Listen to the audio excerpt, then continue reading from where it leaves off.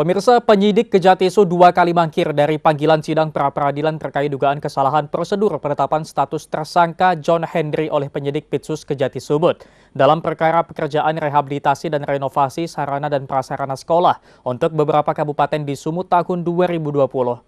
Dalam kasus ini, John Henry Sianturi mengaku merasa dikorbankan karena pimpinan perusahaan dan instansi terkait hingga kini tidak juga ditahan dan ditetapkan sebagai tersangka.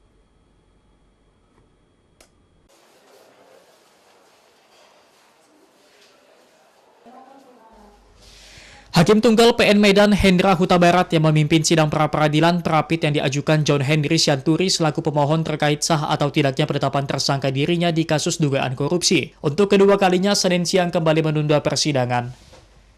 Pihak jaksa penyidik Pitsus Kejati Sumut selaku termohon tidak juga hadir tanpa alasan yang jelas meski surat panggilan dari pihak kepanitraan PN Medan telah mereka terima.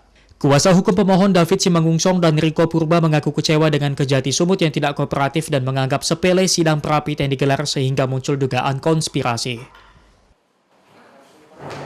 Jadi hari ini kita sangat kecewa sekali ya dengan sikap jaksa penyidik dari Kejatisu yang tidak kooperatif. Ini sudah 2 kali panggilan karena tadi orang pihak panitera juga sudah menyampaikan bahwa dari penyidik sudah menerima surat panggilan dan sudah ditandatangani orang itu dari PTSP dan sudah sampai ke meja hakim. Artinya inilah yang akan mungkin timbul dugaan bahwa ini ada konspirasi ya. Proses pengerjaan dari mulai nol sampai jadi dan memang dia mengawas berdasarkan gambar yang diterima oleh perencanaan melalui PPK dan kontraktor. Jadi tidak berdiri sendiri. Karena klien kita mendapatkan perintah kerja dari perusahaan. Jadi dari pihak perusahaan. Jadi gini Bang, perusahaan ini ada 2. Satu perusahaan kontraktor dan satu perusahaan pengawas dalam artian konsultan. Nah, jadi dari dalam perusahaan konsultan ini hanya klien kami yang ditahan. Padahal beliau sudah jelas-jelas bekerja itu tidak berdiri sendiri berdasarkan perintah kerja dari pimpinan perusahaan. John Henry Sianturi ditahan Kejati Sumut pada 12 Juli lalu atas kasus rehabilitasi dan renovasi sarana dan prasarana sekolah untuk beberapa kabupaten tahun 2020 oleh Kementerian PUPR Wilayah 1 Sumut yang menelan anggaran sebesar 48,2 miliar rupiah.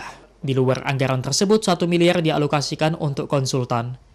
John Henry ditetapkan tersangka karena terdapat perbedaan volume antara dikerjakan dan yang terdapat dalam kontrak pada nilai 1 miliar rupiah. Dan anehnya dalam perkara ini malah dirinya yang dikorbankan sementara pimpinan perusahaan konsultan dan juga instansi terkait dalam proyek tidak juga ditetapkan tersangka dan ditahan oleh Kejati Sumut.